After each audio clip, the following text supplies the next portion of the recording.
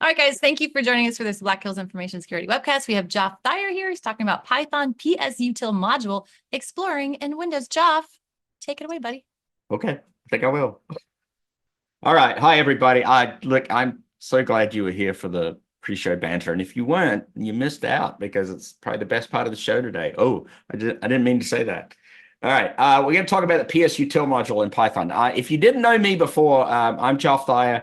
I've worked for Black Hills Information Security probably longer than most HR professionals would recommend it.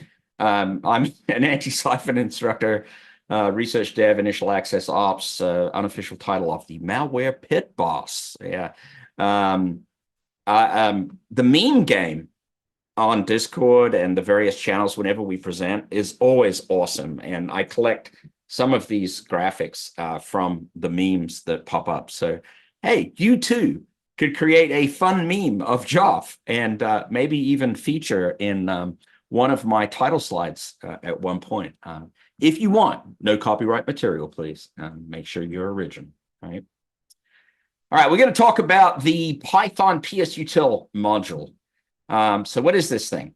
First of all, the Python, see, now I have to get serious. I don't like getting serious.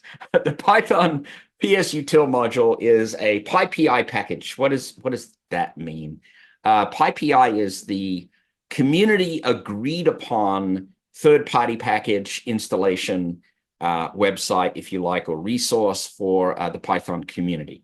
Ubuntu has done this weird thing lately, by the way, if you're an Ubuntu user, where they moved away from using Python's tool called pip to install packages, and now they want you to use apt install, and they use like Python dash package name. I don't know why, but that's what they do. Python ps.util is a third-party package. It is not built into Python at all.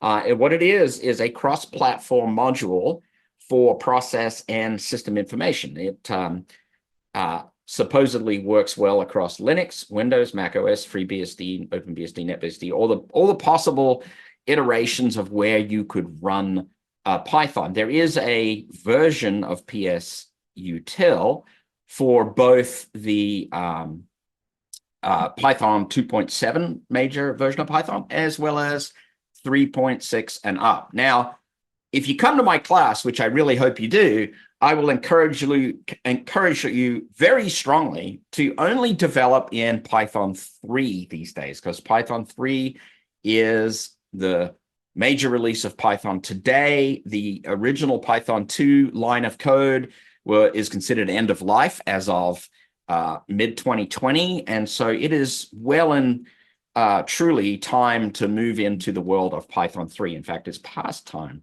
to move into the world of Python 3.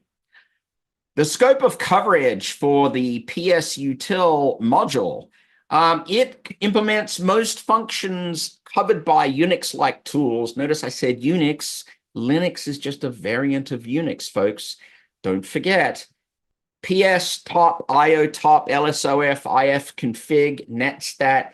So it actually has a scope that extends beyond just process listing, okay? It has a BSD 3-clause license, and it's authored by an Italian gentleman by the name of Giampaolo Rodola. Sorry, sir, if I have mispronounced your name, but that is the author of the ps.util module. Okay. Why am I talking about this? And why are you here? Well, to go backwards in the order of questions, you're here because you like us and you want to sit around and listen to me talk about Python things, and maybe you get to blow off an hour or maybe an hour and a half of work and call it legitimate learning time. Excellent. I love that, right? Now, why am I talking about this? Thank you for all the applause, love hearts and stuff. That's awesome. I often do malware dev work under Windows, right? I like to examine Windows process details during malware R&D efforts. I know there are awesome tools like System Informer, formerly called Process Hacker, Process Explorer, all of the suite of sysinternal stuff. But I just love the speed and utility of command line tools. And furthermore, kind of in association with that, I'm a Windows terminal user these days. I like PowerShell 7 when I'm developing on Windows. So like my first go-to place, if I'm working with a Windows desktop for development purposes, is to whack Windows terminal on there, download PowerShell 7 from the GitHub repository, download the latest version of Python, and then start moving forward on that system, right? Now, I was doing all this and the tool I'm going to talk about that surrounds ps.util it came out of me starting to chase down Chromium process architecture, in particular Chrome, but also second to that, the Edge browser. And Chrome is an interesting thing. I'm going to go on a little bit of a tangent here. Chromium uses an interprocess communications abstraction library called MojoM. I hope I said that right. I think MojoM sounds better than Mojom. Anyway, this abstraction library allows the browser architecture in Chromium, and that's whether you're using Edge, whether you're using Signal. Imagine that. Signal uses Chromium under the hood, right, in their architecture, whether you're using Chrome and any other tool that decides to use the Chromium open source project now, uses this MojoM under the hood for their inter-process communications. And the way that it is architected is the various processes, if you like, have dedicated tasks. And then when you start up a browser, you start up Edge or you start up Chrome, the dedicated tasks are specified on the command line of the process, right? You didn't know this, but this is partly what this talk is about, right? And they have a type and a utility subtype flag. And the various types, whether it's Chrome, whether it's Edge or whatever, are renderer, utility, GPU process, and crash pad handler. And then there's a couple of utility subtypes in the process architecture of the browsers that are using the Chromium project. And these two are kind of interesting: storage.mojom.storage service and network.mojom.network service.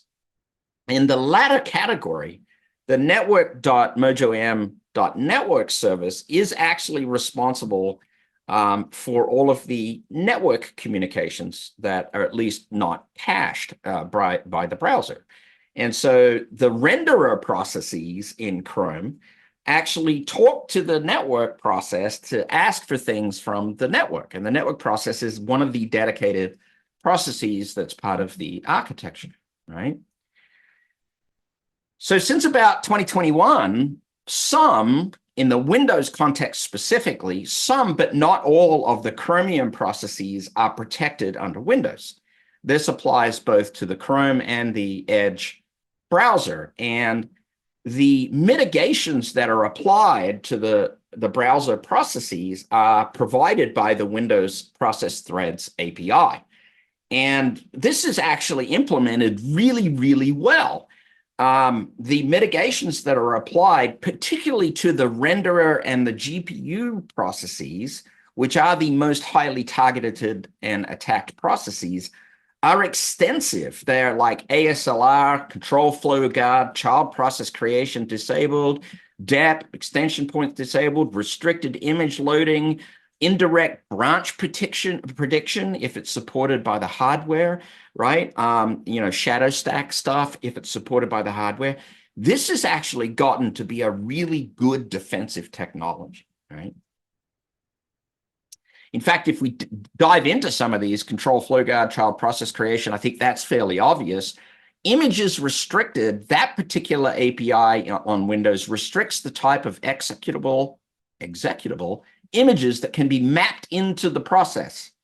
Furthermore, no low mandatory label or remote devices can map an image into that process. Guess what that is targeted at? It's targeted at process injection, right? Your Chromium architecture process that's a renderer or a GPU process is protected from that. Indirect branch protection with the hardware support protects you from hijacking the instruction pointer and changing the control flow in that process, right? Signatures restricted. will only allow Microsoft signed images to be loaded into that process, right? Win32k direct system calls disables, particularly this is user DLL stuff, the user GDI function related system calls, right? With the exception of the GPU process, because it has to do that. So you can kind of see how the folks in Chromium have separated out these functional units of the browser into a storage service, a network service, a GPU service, and the renderer kind of stands alone and is very highly protected, right? And in between all that family of processes, right, what's happening is inter-process communication using IPC in shared memory space, all right? And that has to happen because there is data that has to flow back and forward between the processes in the architecture, right? Well, why does this matter? Well, you know, you're probably thinking to yourself right now, hey, Joff's talking about all this stuff because I bet he spent some time looking at it. And you would be right, right?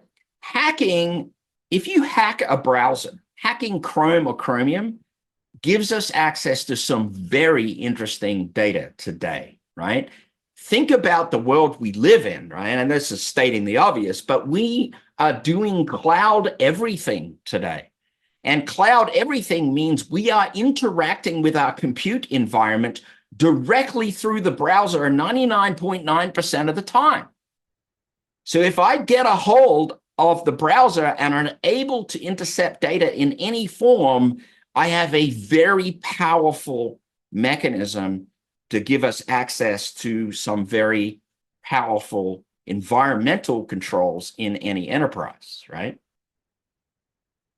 So we want to mitigate attacks from both, if we're a browser, from other operating system processes and from each other inside of that family of architecture as well. We want to make sure that we're mitigating attacks, and we want to mitigate attacks that are directly coming from the web. And those normally fall in the category of heap-based attacks, where we have a whole bunch of JavaScript that's being thrown at the DOM in that browser in an attempt to break some data structure or write some code that we can then later on control the instruction pointer somehow and point it at the machine code that we have put into the DOM from some sort of JavaScript or TypeScript entity, right? So the forms of attack can come from different directions. They can come from the operating system up, the internet down, right? And attacking, if you're looking at it from the operating system up, attacking a renderer or a GPU type process in the Chromium family is very, very difficult on Windows. I'm talking about Windows in particularly because of that process protection API that's wrapped around it. There's an unfortunate thing here in that attacking a network service process is actually easier because the architecture is forced to leave anything that has to interact directly with the operating system a little less protected, right? So I can open that network service process. I can potentially try to manipulate things in that process, right? Pretty cool stuff, right? So that was a little tangent and probably a little teaser, but I'm not going to go any further than that. I'm going to go back to ps.util, but I was setting a context there so that you can understand why I got interested in having a little bit of command line support as I was doing some of that research. So ps.util in the package from a Python perspective has a method in there called process_iter. And process_iter returns a Python iterable object, which yields back a process class instance. And that process class instance is created once, and then it is cached in memory by ps.util. And in that process class instance are various attributes that we can retrieve from each individual process on the system. It's a really nice way of implementing it. I've got to give the author creds on this. This is really well done, right? So we use this iterable object. We get process classes back. We can loop through those, right? First to break it down just a little bit, what is a Python iterable object? Well, it's any object in Python, and Python has many objects. It's a fully object-oriented language that we can iterate over. And what does that mean? It means we can loop through that iterable object and retrieve individual atomic objects or atomic elements from that looping process, right? Down under the hood in Python, what that really means is we implement a method called _iter or a method called getItem, and that iter method returns an object containing another thing called a _next method, and next gives you essentially the very next object as you're iterating or looping across this iterable object that's been returned. There is an attrs argument to the process _iter method that give us various process attributes that we might be interested in. Now, we have to be a little bit careful here because with this package, the more attributes that we ask for, the longer in terms of real compute time it will take. And there's some reasons for that, which I'll talk about in the next slide or two, right? Some of the useful attributes are the name attribute, which is just the string text name, right? The process ID itself, the PID, the username, which is the process owner, the command line arguments, the actual command line arguments that the process was started with, and that was something I was interested in.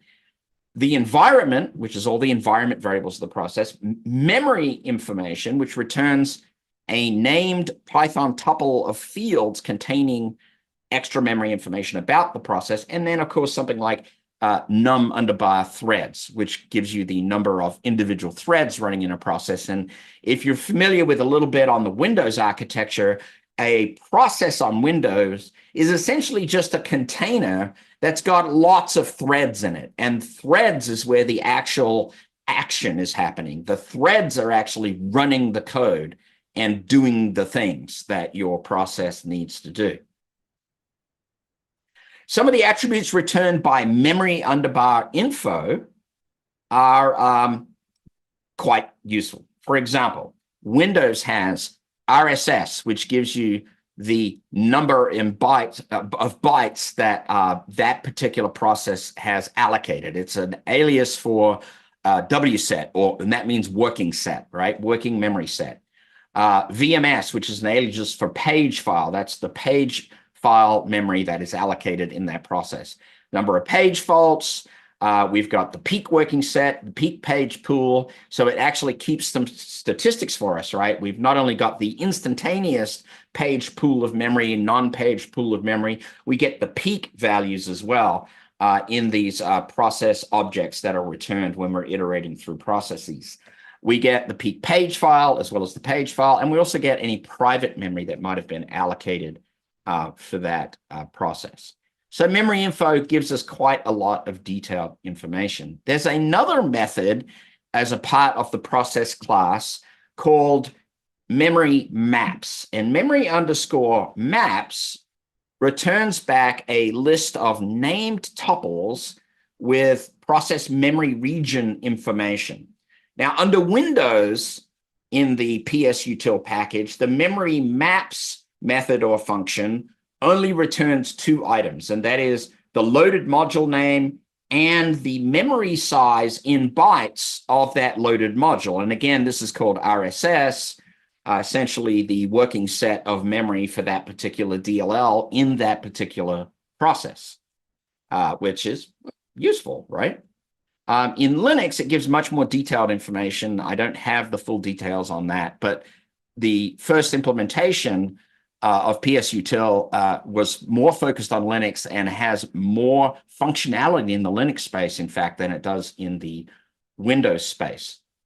Now, for those that are familiar with the Windows architecture, you may ask the question, hey, what's really happening behind the scenes with ps.util as this memory maps and memory info functions on a particular process class run. What's going on? Well, there's really a couple of different APIs in the Windows foundational classes that are being called, right? One of these is the process status API, and the other one is something in the tool helper library called create tool help 32 snapshot, essentially, which gives a process state snapshot, frozen moment in time, right? That we can then derive information from. So under the hood, essentially the C code that backs the ps.util module, these are the APIs on Windows that are actually being used, right? When we look at a list of processes on Windows, there are a couple of challenges that we can run into. We can raise an exception when we try to instantiate that process class as we're looping across this process iter.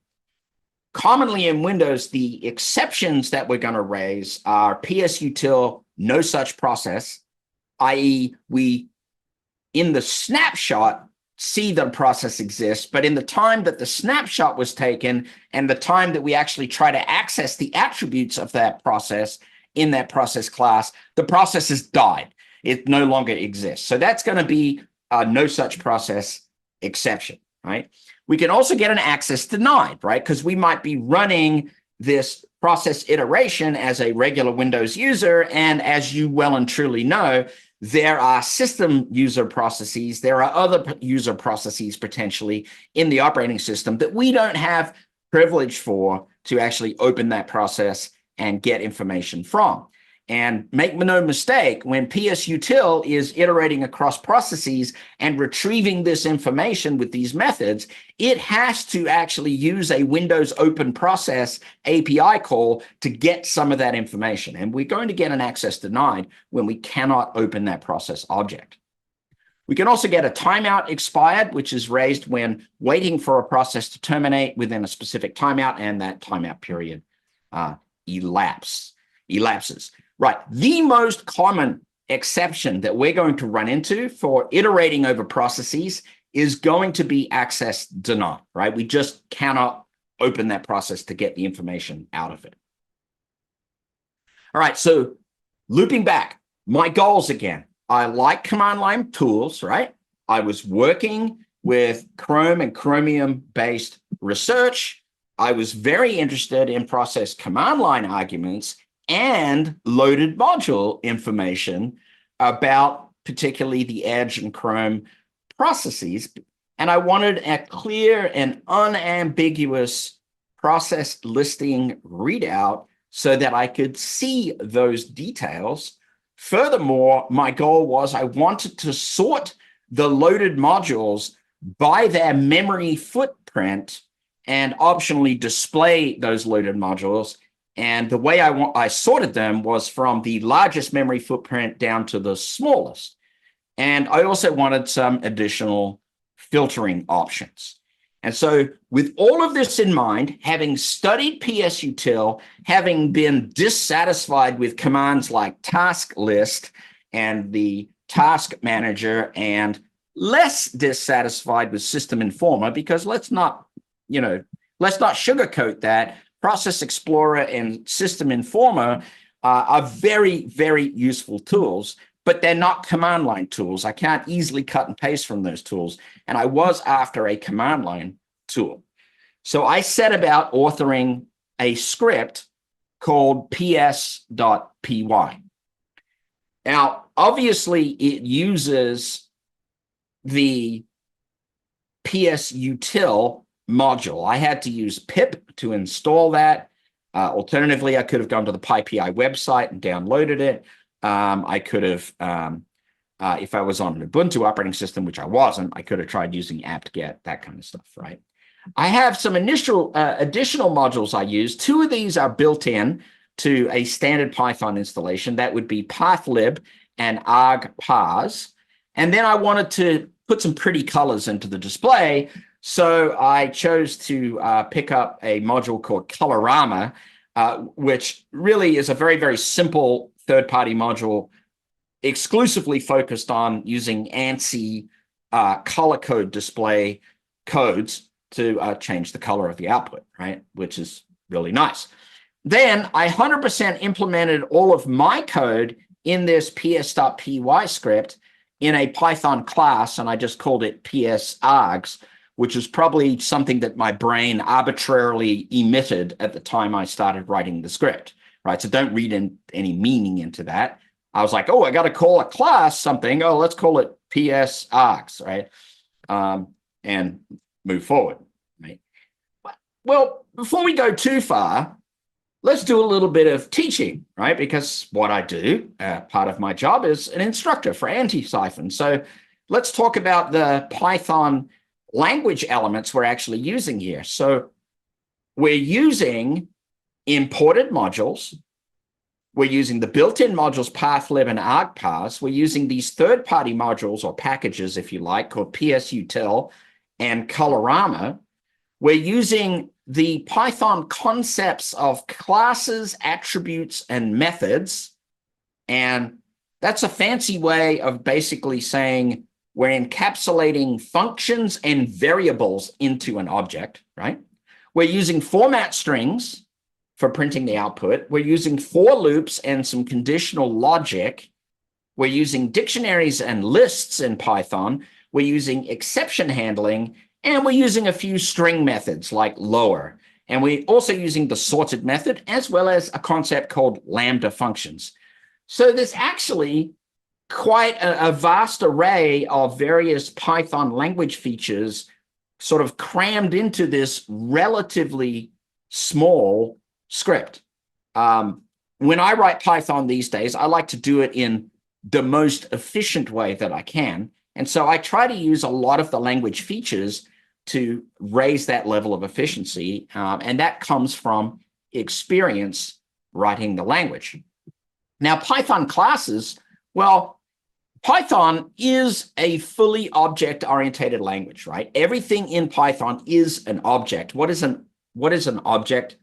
Or really, what is a class? Well, a Python class is a syntactical blueprint for creating a Python object. A Python object, in other words, is basically an instance or an instantiation of a class.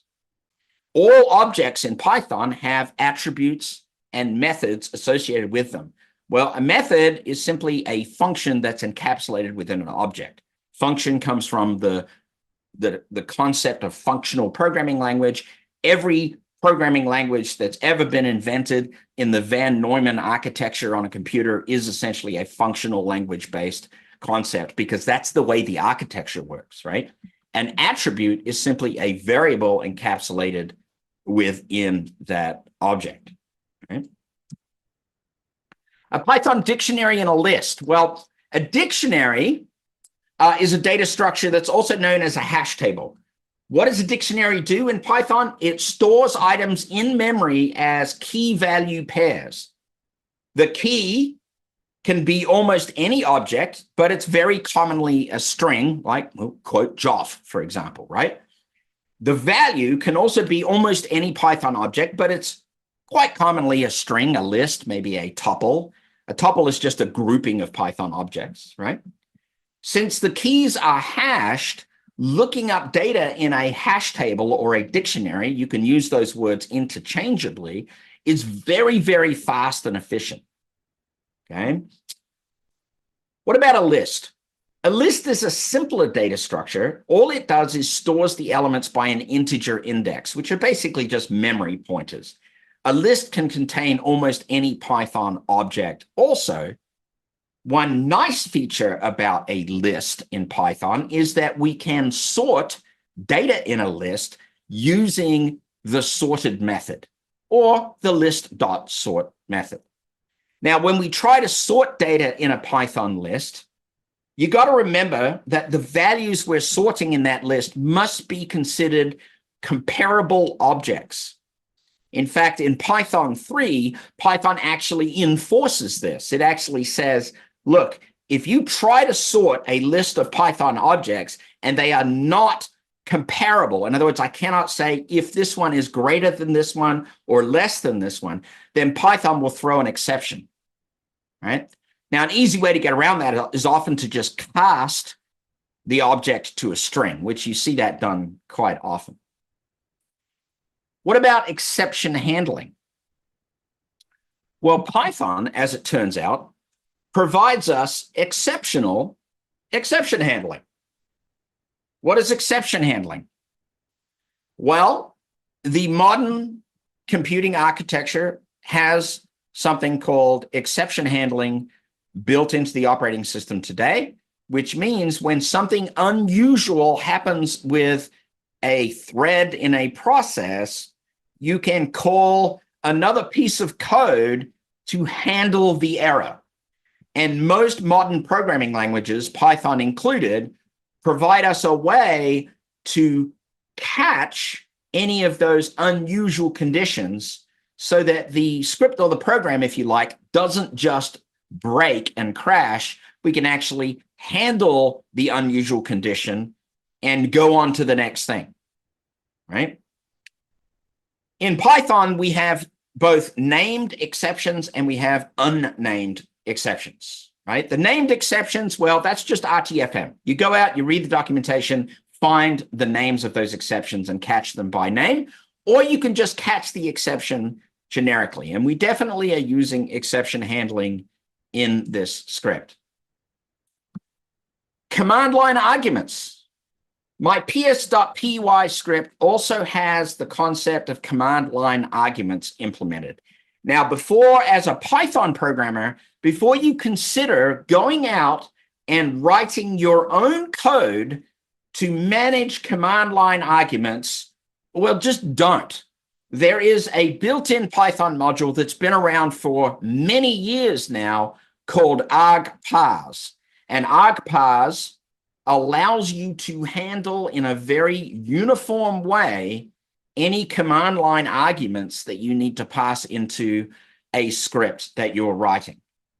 In this particular case, I implemented a command line argument to match a process name. I implemented a parameter to list loaded modules. I implemented a parameter to list command line information, and I implemented a parameter to even filter on command line information. And the argparse module, that was a mouthful, allows me to do that fairly seamlessly with a simple syntax, and it also builds the help for us dynamically, which is really, really cool. All right, so a little bit of Python. Here is the core of the script. It is a Python method in that ps.args class, and the method is called run. And you will notice in this method that we have in the loop, which is about 4 lines down from the top of that method, we are calling psutil dot process underbar iter. We are passing the process underbar iter method a list of attributes we are interested in retrieving. And we are interested in retrieving the PID, the name, the command line, and the memory info information. Excuse me, get a sip of water.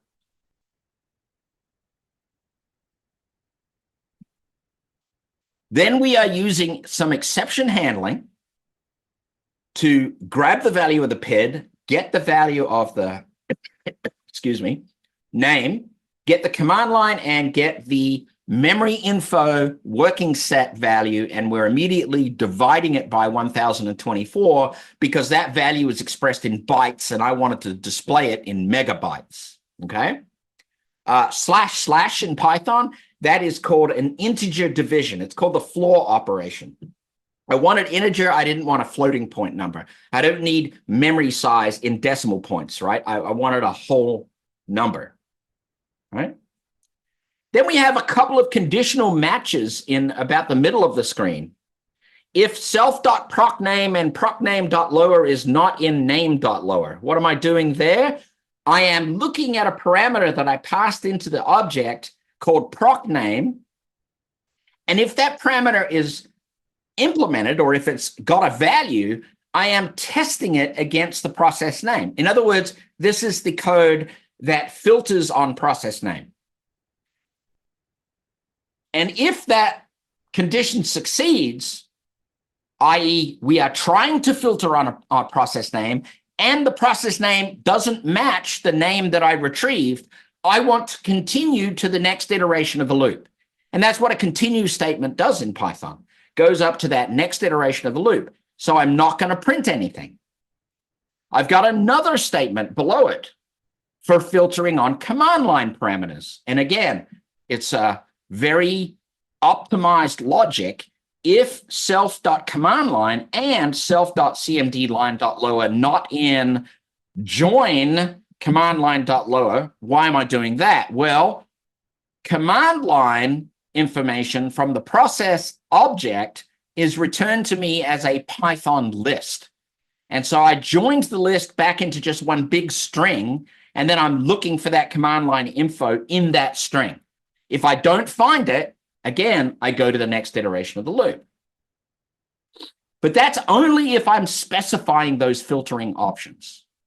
Okay? So it's kind of clever logic, right? Then at the very bottom of the screen, we're simply printing out all those details. We're printing out the process name, the PID, the memory footprint, just as is, and then we're resetting all that style information. We're using a format string to do that, using a Python concept actually called an F string, F as in Fred, okay? And we're using Colorama to put in some style information, i.e. bright font, particular colors, red for the PID, green for the memory size, etc. Right? And printing those details on the screen. Now, of course, I said we had some additional information here as well that we could print. If we want to print command line, we need to call a method to do so. So I've got a method called print command line args. Also, if we want to print the loaded modules, we actually have to have another method to do that for that particular process object. And I call this one print underbar loaded underscore modules, right? And so I also wrap these in a exception handler just in case they fail. And I'm testing if the print CMD attribute is specified in the class, if the print modules attribute is specified in the class, because if they're not, I am not going to print this information, right? So that's how all of that works. Printing the loaded modules. This is where it gets kind of fun. Here we're using a Python feature called a lambda function to impact the sort order. My goal, as stated above, was to print the loaded modules by the largest memory footprint first. So I needed to sort by the process memory information attribute called RSS. And in fact, it's the process memory map thread module, not thread. Wow, try that again. Attribute called RSS. So I have a little more complex logic here that shows me looping through the sorted list of modules and sorting by that RSS value in reverse so that I get the DLL name essentially and its memory footprint printed out in a nice orderly fashion. And it took me a little bit of while to work out that logic just right so it wouldn't crash and it would give me the right information and also put in a pretty color as well. In this case, I used magenta to display that information. Finally, in the main part of the script, there are two main sections to this. One is accept the command line arguments. And the second part of this is to create an instance of the ps.args class with all of the provided parameters. And that's it. That's the main part of the script. It's not particularly complex other than it is accepting those parameters using the argparse module to define the different parameters that I want, and then calling that ps.args class and running the process listing. Hey, guess what? It's demo time. Yes, it's demo time. But first of all, before we talk about the demo, hope I did this right. I made this project because it's a relatively simplistic project. I made it public on GitHub. It's there for you to download if you want to study as a Python artifact. So feel free to go to github.com, yoda66/ps, and you can download the script. And in addition to this, I believe that Deb, my good friend Deb, is going to share a PDF of the slides as well, which is totally awesome. So having said that, let me pull up the demo. All right, so hopefully everybody can see this on the screen. Actually, it doesn't look like I'm sharing the right stuff. Hold on.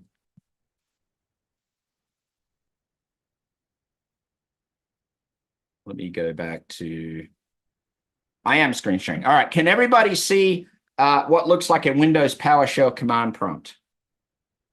I go to Discord and see what everybody's doing. Anyway, all right.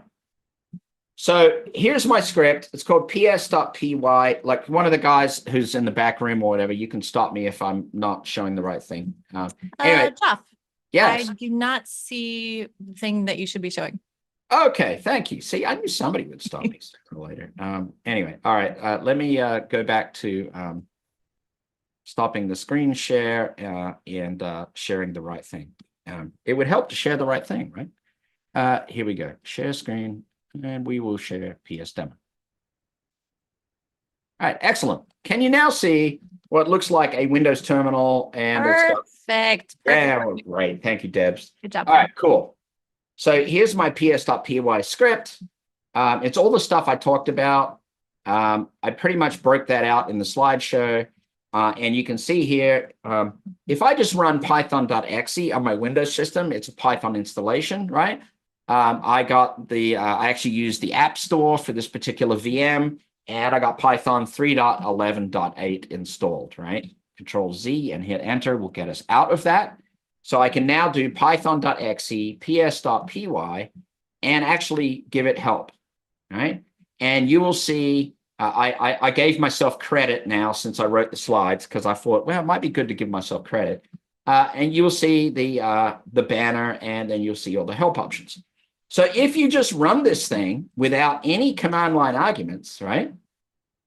Look at that. It's going to show you a process listing, just like I said it would, right?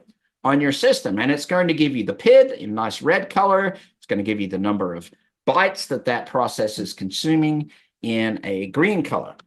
But wait, there is more, right? So let's go back. We can filter on a process name. So we can say, hey, I want to filter just on Chrome, right? And now it will show you just the processes that are running as chrome.exe. Awesome.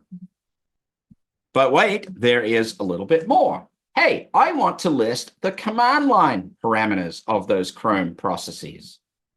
And you get an output with chrome.exe, and you get a relatively well-formatted command line parameters of all that chrome.exe is using for each of the family of the Chromium processes that you might be interested in. Now, if you're me and you're like in the middle of doing some Chromium research, you're like, well, I actually want to filter on a command line parameter. I want to get any command line parameter that contains the word storage. And we can actually do that, and we see that we just get the storage.mojom.storage service. Or maybe I'm interested in things that only contain GPU. And then we get the GPU process, right? Or maybe we want to take it a little bit further, and I want to see all of the modules that the GPU process of Chrome has loaded. So I put in my flag called LM. And not only do I get the command line parameters, you see it scrolled off the screen, I get the loaded modules sorted by memory size. Now, you probably, if you've ever studied the browser, will realize that chrome.dll is the largest loaded module of Chrome because it is effectively the entirety of the Chrome code. And that is a 230 megabyte memory footprint on Chrome, right? Here's another interesting, completely trivial side fact about this little project I was involved with. And that is, if you download all of the Chromium source and you compile it, it will consume, once it's finished compiling, about 100 gig, that's gig, of disk space, and it will take, depending on the system you compile it on, over 24 hours to compile. Which I found to be quite interesting. But I wanted to compile Chrome for fun and giggles because I was interested in some of the things that it was doing. All right. So there's some of that, right? And you can filter on anything you want. Let's see if Edge is running. All right. See, there's MS Edge. We can list the loaded modules in Edge, right? You see all sorts of things in there and have fun accordingly. Right. All right. Let's stop that share. I'm going to share back slides. Right. And that brings us to 1:46 p.m. Eastern time. Sorry, 1:47. If you have any questions, you're welcome to ask them. It's really me just demoing some of the work that I've done and talking a little bit about the Chromium research. You're 100% welcome to go download the process listing Python script. And what I really would love you to do is go visit the Antisyphon Training website and join me for my next Python class live, because I'd love to be able to try to teach you how to program in Python, right? So that's part of my promotion here. And we do have an on-demand class as well in Python if time is a challenge for you and you'd prefer to go with the on-demand version.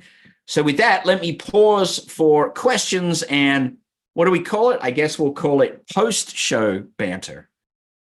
Post-show banter. Well done, Joff. Well done. You were wondering if you'd had a half an hour worth of material. So, well, look, well I made it 50. to like 48 minutes. That's You made it great. not bad. Not bad. All right. How do I use Python in Rust? That's your first question. How do I use Python in Rust? Mm-hmm. I'll tell you when I've studied enough Rust to answer the question. Is my answer to that. I am looking at Rust, by the way. I think Rust is an interesting language. You know, when it comes to different programming languages in the information security space, whether it's offensive, defensive, whatever, use the right tool for the right job is my advice to everybody. And you kind of have to study that a little bit, right? You know, C# is a great example on the Windows desktop because you get all the .NET API, for example. Golang is fantastic. It's good multi-platform language. It's very fast because of the concurrency features of Golang. It's very fast, multi-threaded.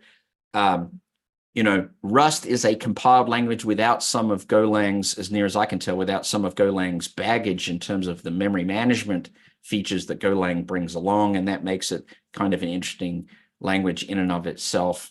One of the, you know, this is like a general answer to the question, but one of the challenges that we have with Python a lot is dependencies. Python moves and changes over time, and packages and module dependencies and maintenance can sometimes be a challenge. But the flip side of that is with the Python programming language, if you want to create a very highly functional proof of concept to demonstrate or even put in production some concept very, very quickly, it's an extraordinarily efficient language for doing that, right? But you won't quite get performance out of it, right? So you always have trade-offs.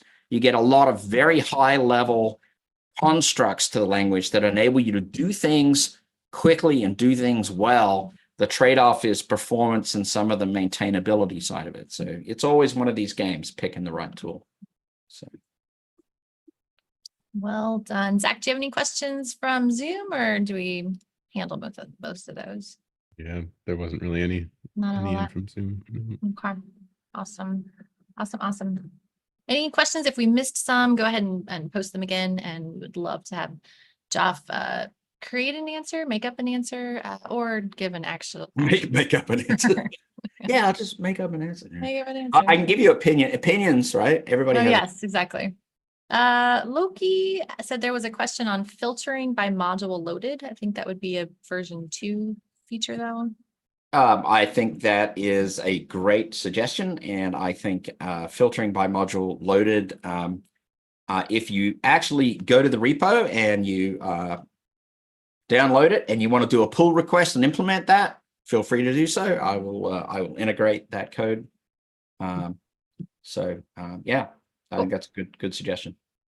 All right. Noel Moniker says, how do you go about moving a project from command line only in Python to implementing a GUI? So that's a loaded question, I think. In the context of Python, if I was implementing a GUI, so to speak, I would probably use a Python web framework and lean on the web side of Python, and there's a lot of reasons for that. A web framework in Python is going to give you a lot of extra middleware to help you with things like session management, cookie management, security features, that kind of stuff. There are Python frameworks out there. Django was one of them that's been around for many years. There's probably some others. But in terms of GUI, if you were going for traditional Windows desktop API, I wouldn't use Python for that. I just wouldn't. That would be painful. It'd be painful. Yeah. Yes. I think most Python GUIs are a pain in the butt, is what someone just wrote. So yeah, I tend to agree. Go down the web. Go down the web direction.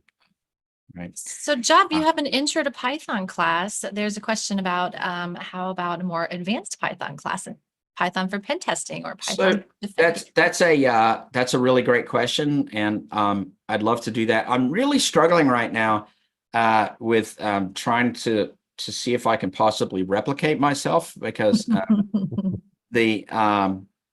I want to write an AI class right now. I want to write a more advanced Python class, and I want to write a more advanced malware development class. And I'm just trying to work out which to choose first. Just one Joff. Yeah, there's only one of me, Yes. and I'm trying to work out the things. So just use AI to write a Python like malware script or AI something, class, right? Yeah. Lockie Hakanen, I guess you say that, put it to a survey. I think that's an excellent suggestion. I'm very, very tempted, and let me just put this out there right now for everybody listening. I don't know how many we've got on the webcast right now, but I'm very tempted to write a 4-hour class of AI concepts in information security. That's kind of the next one on my list, I think. So I guess I think that would be a good topic. Yeah. Thank you for the show of admiration, love, and stuff. Oh, that's awesome. I love to see this. I want more of Joff. You just need to Michael Keaton it in multiplicity. Just copy yourself. Yeah, Disco. Look at that. Create your own LLM model to make your life work. Well, if there was a way to plug a USB cable in my brain and just automatically extract a Joff language model, I would love to do that. That would be terrifying. Deb, for one, is scared. I just know you really well, my friends. Yeah. Yeah. All right. But look, I just want to say this out loud. I mean, if it's not obvious, I absolutely love presenting and teaching. It is something that I really, really get a big kick out of. And being able to communicate with you effectively, at least I hope that I'm doing that, and be able to teach effectively is something at my point in my career, and I'll try not to say age word, but I really, really love doing. So I'm going to do more of it if I can. You're so good at it. We were backstage, just like Zach, you were like, man, he's so fantastic. Like he's engaging and his pacing's good. And your transition from your slides to the demo was just like seamless. Yeah. You can tell that you really love what you do. Yeah, it's my first time watching you do any type of training. So I was like, man, like you're just like really entertaining. And Mhm. yeah, like that's a very engaging. And everybody in the chat was just like following along and engaging along with you. Yeah. So it was just like such a cool experience all around. And like you bring that, you bring kind of that to the table. You bring that like atmosphere. And that's just, Thanks. Oh, again, man. really cool to see. Zach, that is high praise. I really appreciate that. We Yeah. love Joff. Yes. All right. Any more questions? Last chance. We have a couple more minutes to ask Joff any question. It can be Python related. It can be koala related. He has a band that he plays in. Any questions? But I'm not doing anything else, right, Ted? Yeah. Why aren't you creating other classes? I don't understand. Yeah. I can't wait for the killer koala Python script, though. That's right. Whatever that's going to be. Hey, thanks. And for those of you who missed pre-show banter, it was amazing today. We're just on fire. It was a lot of fun. But yeah, somebody wanted a link to my class again. I don't know who wants to paste that. Zach's on it. And just also everybody, I know that you're all talking about me, and I love that. My head's growing 10 times the size it already is, and it's a big head, believe me. Show some appreciation for content community here at Black Hills. I mean, Deb and the team, the AV guys, just everybody that does this. They give us a platform to speak from, and I really, really appreciate it. And we have some really hardworking, great people here. So yeah, it is the best, Joff, for sure. We love it. We don't know what else to do with our lives. This is what if we could choose to do anything, we would do this. So yeah, it is just the best. We were talking about that backstage as well. Just how blessed we are to be here. All right, thanks everybody. Go back to work. Thank you. Wait, I have one final question. Joff, if you could sum up the last 57 minutes of your life, what is the one final thought that you would like everyone to take away? The last 57 minutes of my life. It's hard to know how to take that, Deb. Is it the last 57 minutes of my life, as in I just died? No. Or is it that I'm a little worried now. However you want to take it.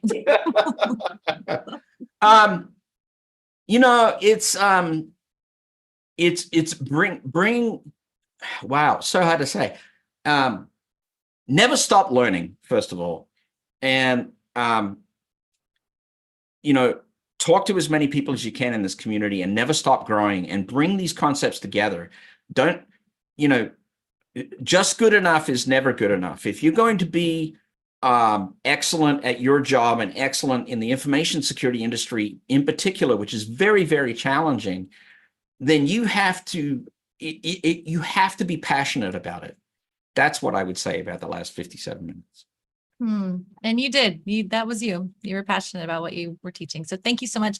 Thank you to the 410 of you who stuck around. And we just love showing up every Thursday at 1:00 Eastern time. Show up at 12:30 because there's pre-show banter and we just talk about nothing and talk with you and talk about Hackett. So if you were here, before you leave, put Hackett into the chat and we will count you for this being one of your webcasts that you attended. And Yay. That's you did learn something, and you get like what points or something. What is that? You do. Yeah. Some fun thing that we're going to send you. We were like, maybe pizza. I don't know. Probably not, but. Wow. I don't need that. All right. Thank you guys so much for showing up. All right, Ryan, kill it. Kill with fire, Ryan. Fire. Kill it.